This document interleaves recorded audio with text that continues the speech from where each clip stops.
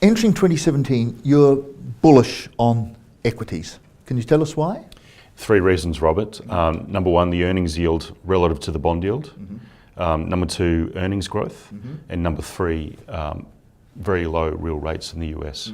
Can you fill us in a little bit on that? Yes, absolutely. So the earnings yield relative to the bond yield is still extremely wide relative to history, which is sort of tells you about the equity risk premium or the compensation of equities relative to bonds. The second point is that we've seen a recovery in earnings growth after several negative quarters. In addition to that, the third point is that real rates in the US are still around 100 basis points negative and around 300 basis points below where they've been historically relative to neutral.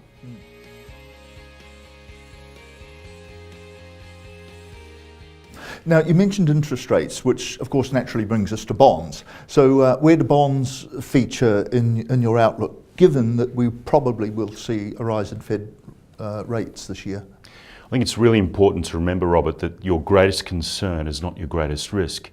Everyone is concerned about low trend growth, low inflation, demographics and the low rates that ensue. And since everyone is already positioned for that, your greatest risk is actually higher inflation and higher rates. So we don't think there's any genuine compensation in bonds, and people are already positioned very, very long. So not even, you would not be looking at bonds as an asset class at all. You don't even see any pockets of value there. We think that there's some value in investment grade credit spreads, and some value in high yield bonds. But you would need to think about hedging your interest rate risk.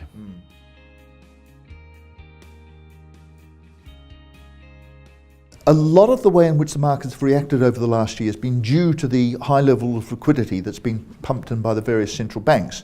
But we're seeing trends, particularly in countries like Japan, where governments are starting to increase their spending, or are they under pressure to do it. So what's the chances of getting a policy pivot this year?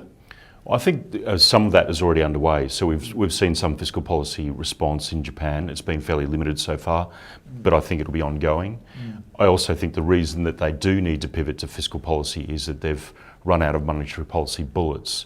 Interest rates are already either zero or negative in most countries, or in many countries, and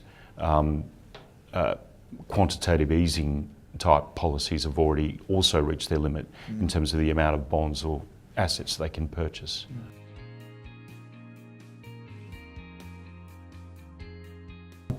How are you positioning your funds, and what sectors are you actually exposed to against this environment? I think the sector that will benefit most from that type of pivot and higher inflation and higher interest rates is US financial stocks. US banks in particular trade at a 60% discount to the S&P 500. In addition, banks in the US have significantly improved their liquidity and their capital positions. So they're considerably safer investments than what they were pre-crisis.